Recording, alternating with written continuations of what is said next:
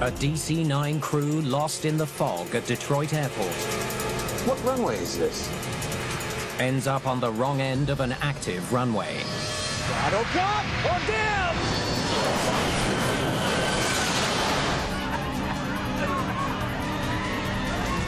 The horrifying collision kills 8 people. A tragic event occurred, but that's just really the tip of the iceberg here. When investigators dig into the crew's background, Tower controller said, "You were on fire, eject." Bam! Wow. He was a little brash, a little cocky. they are shocked by what they uncover. He's clearly embellishing. Does the sequence of events leading up to the crash start with the relationship between the pilots? You say you're on 21 Center? We're not sure. Yes, we are. Exit that runway. Immediately, sir.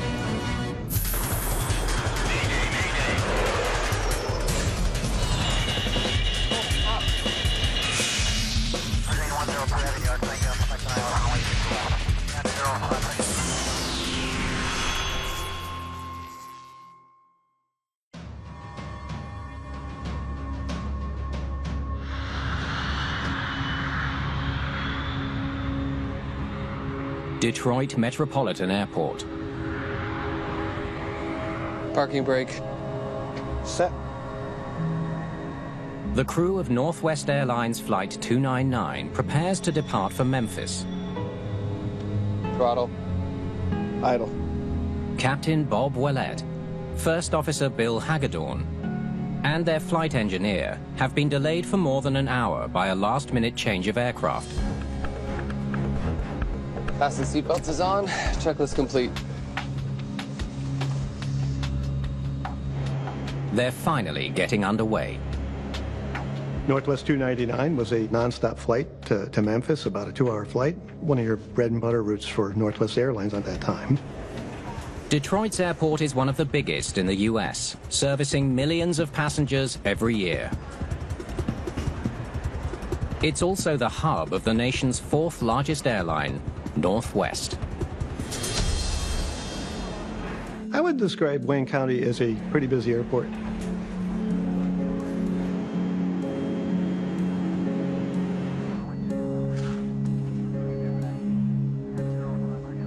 Man, I don't think I've ever seen fog this bad.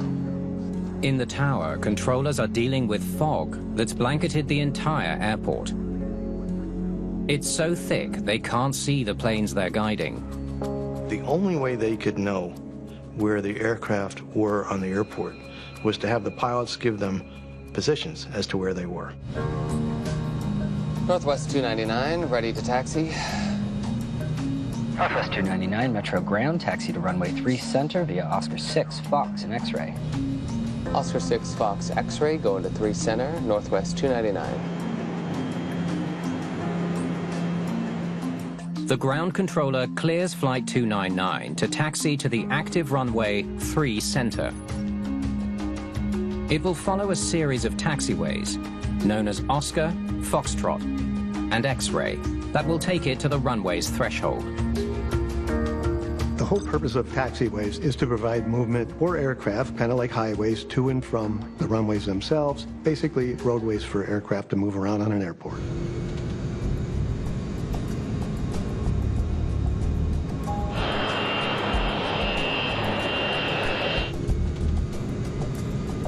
Northwest 299, what's your position now?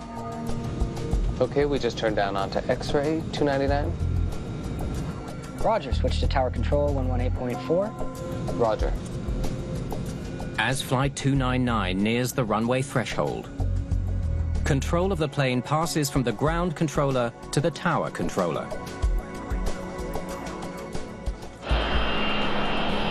The 727 is now at the runway threshold, preparing for takeoff. All set to go back there? Yes, sir. Ready to go. Okay. Tell them we're ready to go. Tower Northwest 299 is ready on the center. As an aircraft is ready for departure, they will call the tower. I'll say, we're at the end of the runway, we're ready. Northwest 299, Metro Tower. Runway 3 center, clear for takeoff. Roger. Flight 299 is cleared for takeoff.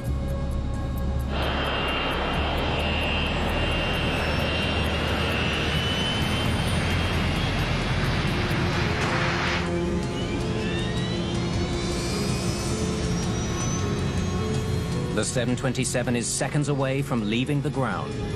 80 knots. When a flight crew is in departure mode, dancing the throttles, speed is increasing. But danger lies ahead. A DC-9 is stopped halfway down the runway. It's carrying 40 passengers.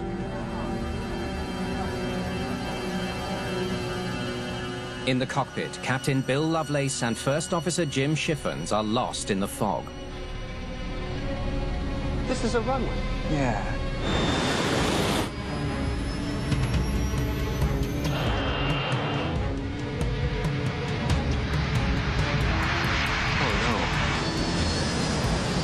Oh, damn! There's very little time to avoid a collision. The pilot turned to the left. Maybe he was actually trying to lift that right wing up over that DC-9.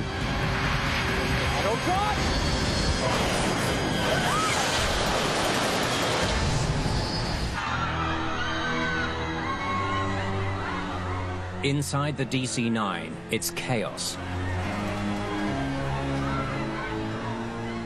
John Izo, one of the flight's 40 passengers, has no idea what's happened. There was an explosion, and all I thought was the engine blew up. He's in shock and unsure what to do. I sat there for a second. I was kind of dazed.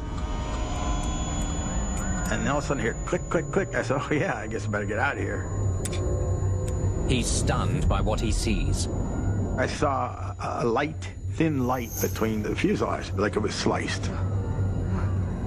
I looked back, and I saw fire coming in the back of the plane, like a blowtorch. Coming up, I said, I can't stay here.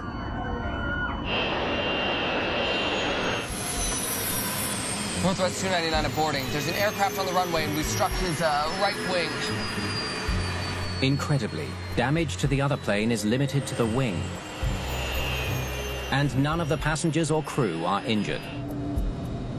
The 727 it was virtually intact, except for a pretty good chunk of one wing. It's a different story on board the DC-9. John Izo realizes to his horror that the passenger opposite him did not survive the accident. Everyone sitting in window seats on that side of the plane is severely injured or dead. Went to the emergency wing exit, and I was just starting to dismantle it, and a person jumps in front of me, and he's flailing around there and says, hey, easy, easy. So I took it out, and I threw the door on the wing. I said, go ahead, buddy. And he went out, starts walking down the wing.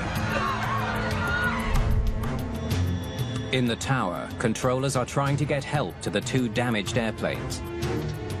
Northwest 299, copy. Emergency vehicles are on the runway.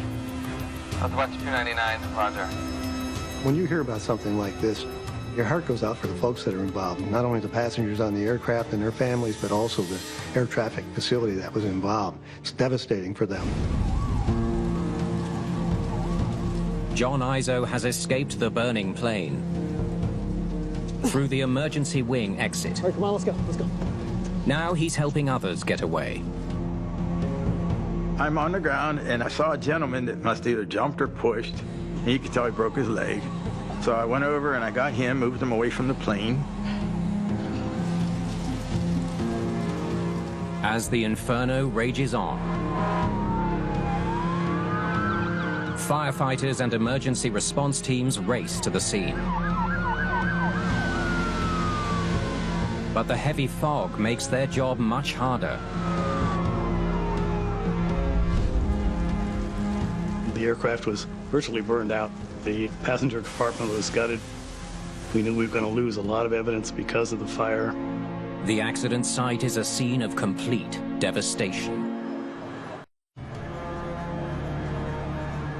Good evening. It was a nasty day at the Detroit airport. Rain and fog and confusion. Confusion that ended with a collision and death. Two Northwest airliners trying to take off clipped each other. John Izo survives, But 8 other passengers are killed, making it the deadliest incident of its kind on US soil in almost 2 decades.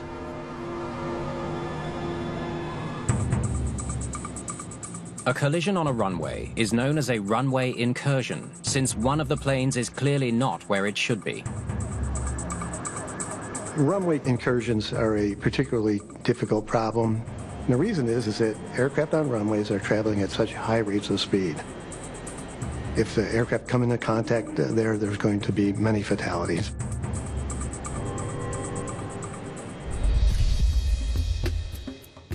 The U.S. National Transportation Safety Board, or NTSB, opens an investigation into the accident.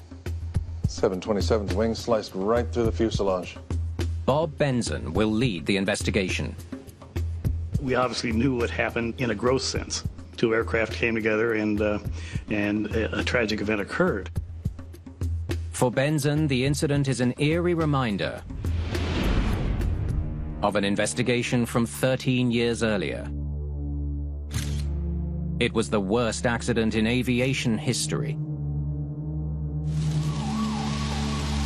March 1977. 2 Boeing 747 jumbo jets collided on the resort island of Tenerife. The crash occurred when a KLM jet initiated its takeoff run, while a Pan Am jet, caught in thick fog, was taxiing on the same runway.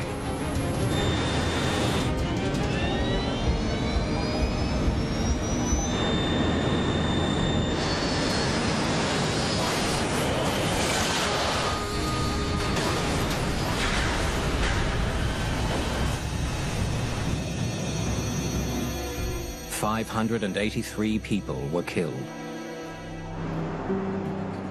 The accident at Tenerife affected everybody in aviation. It's always in the back of your mind that this could happen, that an airplane can inadvertently take off on a runway that's not clear.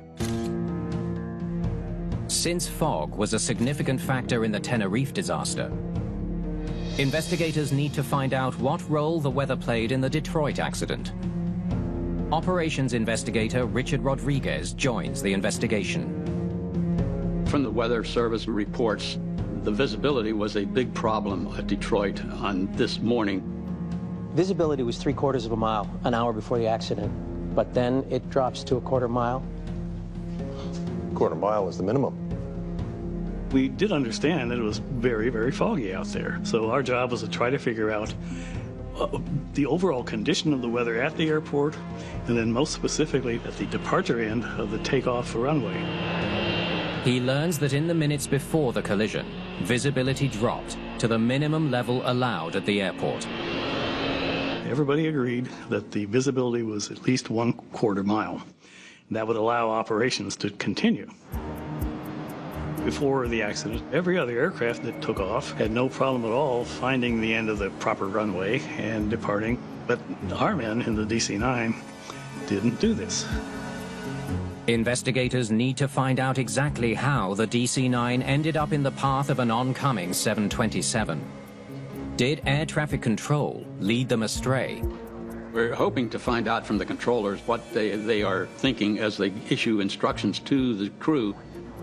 I cleared them to use Oscar 6, Foxtrot, and X-ray to runway 3 center. The ground controller gave Captain Lovelace and First Officer Schiffens specific instructions on how to get to the runway. Northwest 1482, taxi to Oscar 6 to Foxtrot, report making the right turn on X-ray. Oscar 6 to Foxtrot, report X-ray. They learned that the DC-9 and the 727 were both supposed to follow the same route. It seemed to be going smoothly at first. Northwest 1482, what's your position now? But when asked for an update from the DC-9's crew, We're headed eastbound on Oscar 6 here. Eastbound on Oscar 6. their position report didn't make any sense. They announced that they were eastbound on Oscar 6, which was an impossibility. It's a northwest, southeast-oriented taxiway. you can tell by the comments that were made by the crew that they had no idea where they were. Okay, I think we might have missed Oscar 6. See a sign here that says the arrow's to Oscar 5. The folks in the tower realized that the pilots in the DC-9 were probably becoming a little confused about where they were. Instead of going straight down Oscar 6, the aircraft turned left and approached taxiway Oscar 5.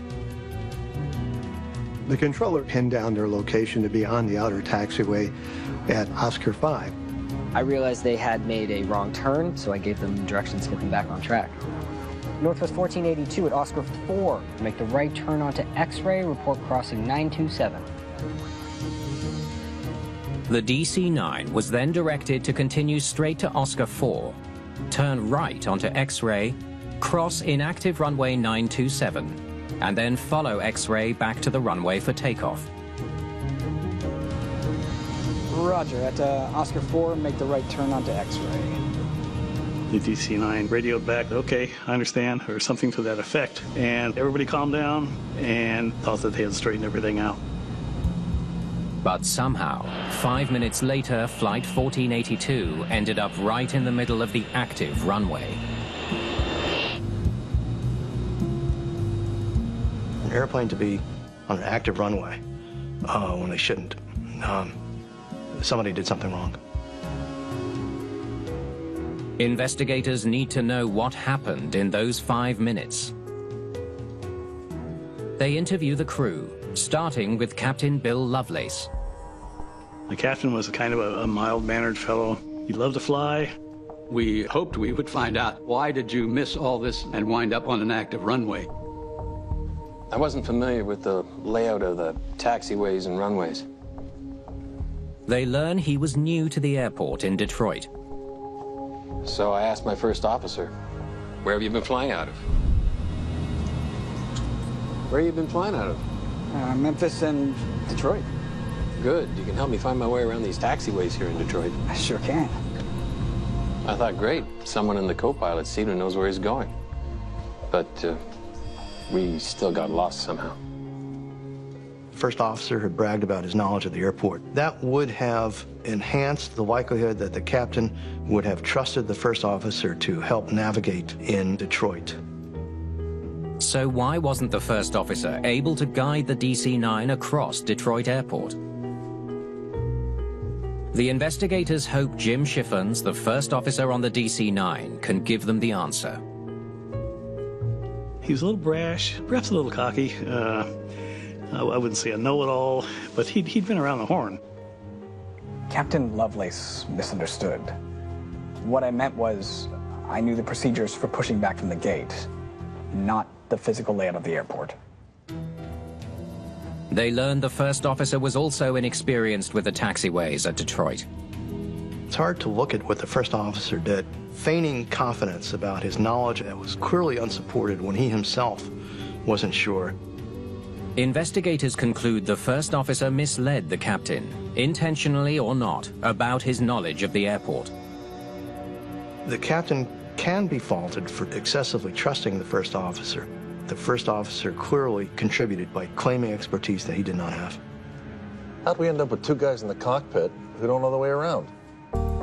Investigators now wonder why neither pilot knew the layout of Detroit's airport, a major hub for Northwest Airlines, the company where they both worked. Our DC-9 crew was really not familiar with the Detroit airport. And then you bring in all the other things like low visibility. It all comes together to create a dangerous situation.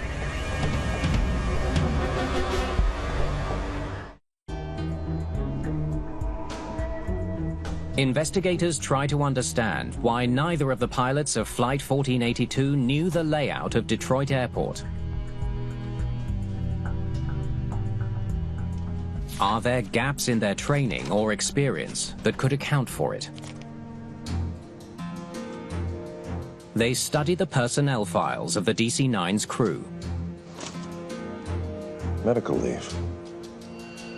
The captain has been on medical leave for 6 years. 6? Yeah. He just started back to work. In fact, Flight 1482 was his first unsupervised flight since resuming his duties. He was very grateful to get back to work. He knew he had catching up to do because the procedures had changed, modernized. Investigators then look into First Officer Schiffin's background. They discover he was an ex-military pilot who had joined Northwest earlier that year. The first officer had an Air Force background, B-52s and T-38 Talons, and quite an extensive experience. He also was an experienced pilot, except not in the DC-9. He only had a few hundred hours at most in the right seat of a DC-9. Both pilots had tons of experience, but they were both new recruits to Northwest. That doesn't explain how they got lost on a routine taxi. The pilot's experience alone doesn't provide enough clues to determine what went wrong during a routine taxi. Investigators need to look elsewhere. It was paramount for us to try to figure out exactly where the DC-9 was, almost to the second, during the whole sequence of events here. We had some help from the tower, not a lot, because they couldn't see what was going on. By listening to the cockpit voice recording, investigators hope they will be able to figure out where the DC-9 went astray. All ready? Yeah. Okay. Let's begin.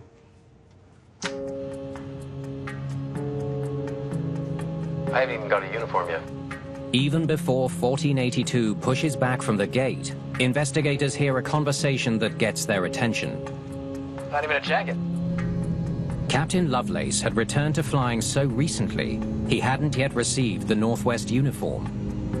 Nah, only got my old company's jacket. The cockpit voice recorder recorded the last half hour of voices in the cockpit. So we got to know a little bit more about the crew members in a more casual setting before they really started taxiing. One thing I miss, I've always flown with an ejection seat. I've used it twice. As the pilots waited, the first officer began to boast about his military service. Yeah, I bet that was scary when you punched out. I got shot down once over Southeast Asia, and I didn't have time to get scared. Oh, is that right? And then when I was flying T-38s one time, I had an engine fire. Tower controller said, "You were on fire, eject." Bam! Wow. Wow. At that time in the NTSB, a lot of us had military backgrounds. He and I were in the same place at nearly the same time, so my ears perked up. How long were you in the service? 20 years. Retired as a lieutenant colonel. Okay, you can stop it there. Is he some kind of war hero? Sounds like it. Let's look at his military record. Check out his story. To bail out or eject out of 2 different airplanes, that's very rare. So it started to make me look a little askance at what's going on. Investigators wonder if the first officer was being honest about his military record. They study his military discharge form. Check this out. He's clearly embellishing. It turns out that he didn't bail out of any aircraft at any time. He said that he retired as a lieutenant colonel. Well, in fact, he retired as a major. We even have a phrase for that, stolen valor. It kind of set things on edge a little bit for us. Why would he lie? That's a good question. Benson rechecks the first officer's file for any clue. Why would somebody give themselves a higher status than they were really entitled to? Why would they brag about things that didn't happen to them?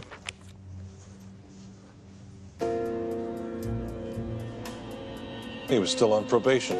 So he needed the captain to give him a good report. I think the first officer was bragging to impress the captain because first officer was still in his probation stage, and a bad mark would be tantamount to not getting a career with Northwest Airlines. The boasting is not normal for a professional commercial pilot, but it doesn't explain the cause of the crash.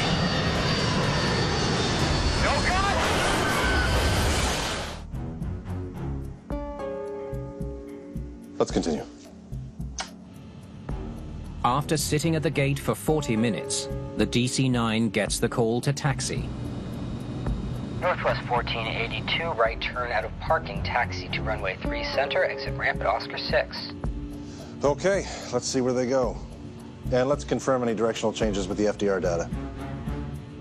Investigators combine the cockpit voice recording with the heading changes from the flight data recorder from Northwest Flight 1482 to better understand the plane's every movement on the ground. Every time the compass swung, we could see the aircraft turning almost in our minds. He had to be on this taxiway if it's this heading, had to be on this taxiway if it's another heading, so it worked out well. 3 center, exit the ramp at Oscar 6. Did you get all that? Yeah, but I'm going to need you to help. Kind of wind around here, and Oscar 6 is going to be right around the corner here. Okay. Just kind of stay on the ramp here. Okay, Jim, you just watch, make sure I go the right way. Okay. Investigators discover that as they began to taxi, Captain Lovelace asked his first officer to navigate. The first officer was correct in offering up help to the captain, and the captain was correct in accepting the help. I mean, this is just the way things should work. This didn't surprise us. Left turn or right turn? Yeah, well, this is the inner taxiway here. We're still going for Oscar 6. So, left turn? Yeah.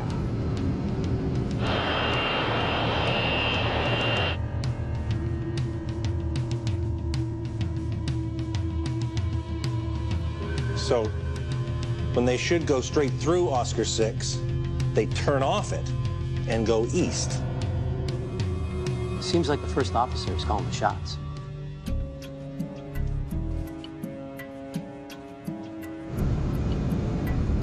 Just keep going straight. Okay. It was a gradual thing at first. First officer was kind of taking on a bit more responsibility, a bit more, and then he started to direct the taxi itself. We're headed eastbound on Oscar 6 here. Just as the controller said, you can't go east on Oscar 6. Oscar 6 runs north-south. Northwest 1482, you were on the outer taxiway. Yeah, that's right. The investigators next hear the course correction that was supposed to get Flight 1482 back on track. Northwest 1482 at Oscar 4. Take the right turn on X-ray. Report crossing 927. Roger. At Oscar 4, make the right turn onto X-ray.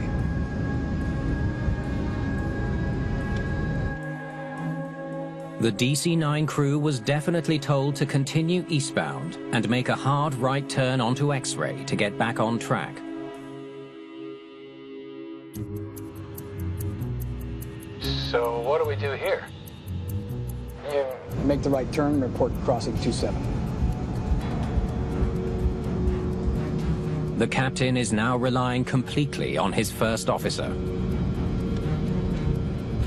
Once you break down the dialogue between the captain and the first officer and the DC-9, it becomes very obvious that this role reversal was pretty total. By the time the accident occurred, the reversal was complete. There's Oscar 4. This is X-ray.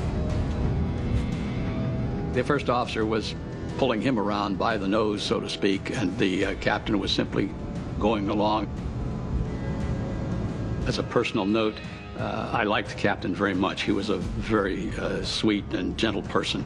But that was sort of his undoing, the fact that he did not exercise his authority in any forceful way. Let's hold there. But did that passiveness cause them to miss the crucial right turn? Okay, so the last instruction was that Oscar 4 turn right onto X-ray. Northwest 1482, cross 927. This should be 927. You sure? Well, that's what he said. Yeah, this is 927. In the fog, the crew is still struggling to follow the controller's directions to get back to the runway. Right, over here then. Yeah, that way. I think we're on X-ray here now. There is no way they're on X-ray. They never make it onto X-ray. The investigators learned the DC-9 crew wasn't able to navigate the critical right turn onto X-ray.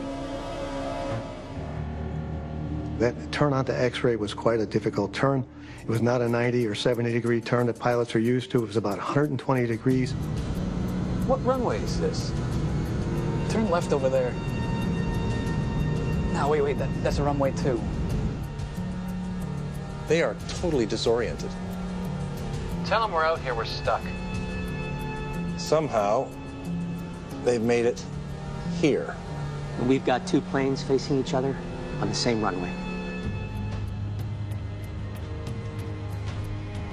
But there's signs and surface markings all along here. I don't get it. When an aircraft gets lost on the airfield, usually the pilots will spot signs or something like that, help clarify the position in the controller's mind where the aircraft is exactly. Investigators are baffled. Why didn't the airport's signage and runway marks prevent the pilots from losing their way? This is a runway.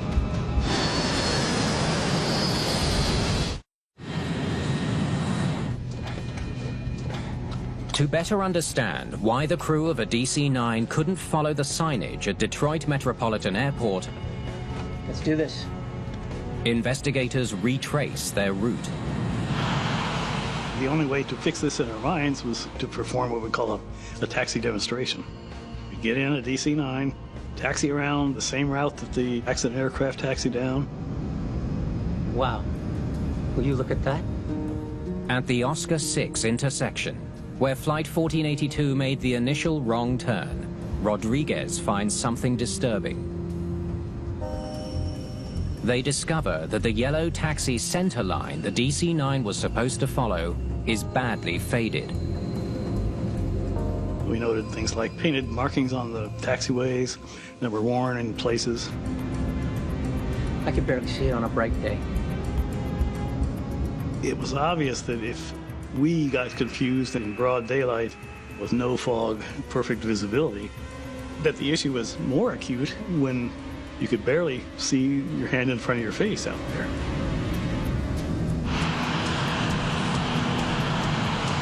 Now investigators make their way to the Oscar 4 intersection, where the DC-9 crew failed to make that critical right turn. So which way is the Oscar 4 sign pointing? Right or straight ahead?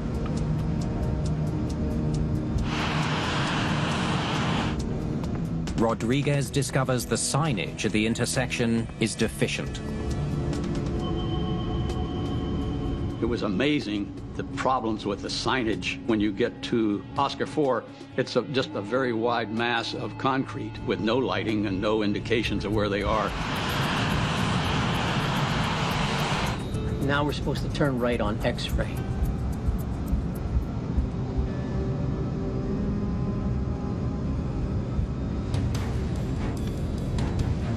It's actually back there. The investigators find that if the plane actually reaches the Oscar 4 intersection, they've already missed the right turn to get onto X-ray. And the only right turn here gets you onto the active runway. The team determines the signage on Oscar 4 contributed to the DC-9 crew getting lost. Instead of turning right on X-ray, the crew passed X-ray and turned up the active runway instead. We're out here, we're stuck. We can't see anything. But I believe we're on a runway. Okay, are you on the taxiway or the runway? Ground, it looks like we're on 21 center here. Northwest 1482, you say you're on 21 center? I believe we are, we're not sure. Yes, we are. Northwest 1482, exit that runway immediately, sir. When you have multiple intersecting runways, the only way for pilots to really be certain of where they are is to have unmistakable signs that offer pilots clear and readily interpretable information, and that's what was missing in this accident. But there's still an unanswered question about the tragedy. Northwest 1482, exit that runway immediately, sir. Once Flight 1482 reported being on the runway, why didn't air traffic control stop the other plane from taking off? They should have been able to stop that aircraft and avoid a collision completely. Oh, damn! Auto cut!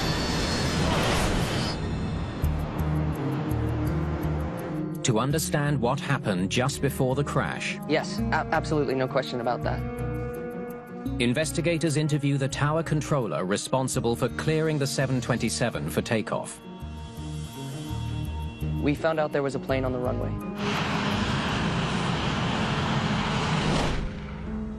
The DC-9's crew informed the ground controller, sitting next to the tower controller, that they were lost on the runway. Northwest 1482, exit that runway immediately, sir. I've got a lost aircraft out here. It may be on the runway. Okay, all aircraft on this frequency, just stop. Stop your taxi right now, please. Investigators learned the ground controller stopped all taxiing traffic around the airport. But the 727 had already switched to a different radio frequency and didn't hear that instruction. The tower controller never issued his own warning to the crew. The tower's controller had a decision to make and decided to not do anything, not say anything to the aircraft.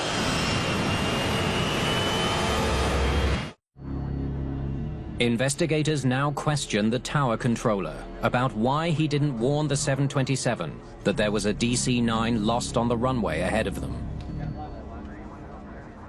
I thought they were already airborne. The controller said nothing because he figured that the 727 had already taken off and was airborne. Because it had been a full minute since he cleared the 727, the tower controller thought the plane had taken off. But the 727 was still at the runway threshold. I think they would have been able to stop that aircraft, or at least eased over to the left side of the runway as they continued to roll out and aborted takeoff. Now investigators need to know why it took the 727 so long to begin its takeoff. Let's hear it. They listen to the plane's cockpit voice recorder to determine what happened just before the plane began its takeoff roll.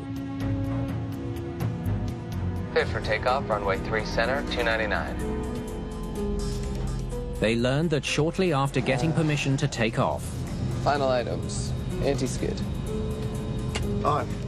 The crew of the 727 delayed takeoff to perform a final checklist. Takeoff check complete.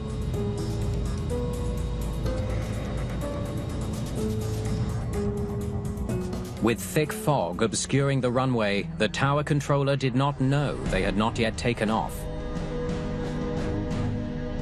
But was the checklist the only factor that affected the plane's takeoff? It's definitely not a quarter mile. Investigators also discovered that the pilots noticed the fog was getting worse. They knew that they needed 1/4 of a mile of visibility, forward visibility, before they could take off. But when they got to the end of the runway, it became very, very iffy whether they had that type of visibility. But nonetheless, they went ahead and took off.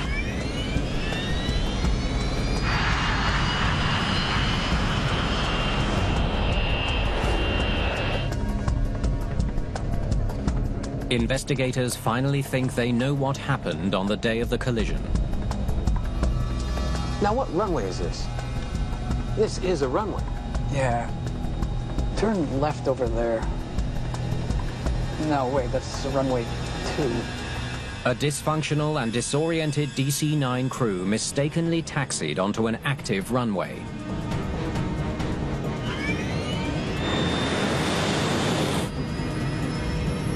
$80 knots. A 727 crew took off in visibility it knew was below minimums.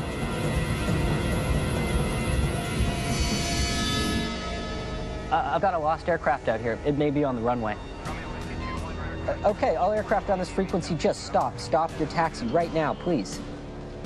And a tower controller failed to warn the 727 crew about the lost plane on the runway because he thought the 727 was already airborne.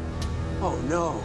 Oh, damn! It took all of these things in sequence for this accident to happen, and that's one of the things that makes it unusual, not just the number of errors, but their uniqueness and what it says about human interactions. That is really remarkable.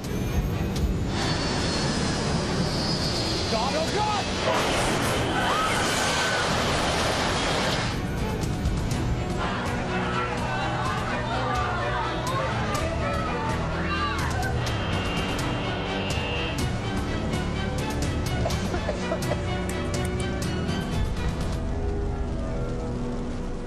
In the end, almost everybody involved in this accident did something wrong.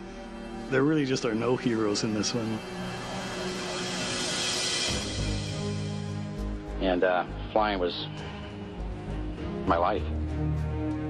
Captain Bill Lovelace never worked as an airline pilot again. Neither did First Officer Jim Shiffens. He became a first responder and firefighter.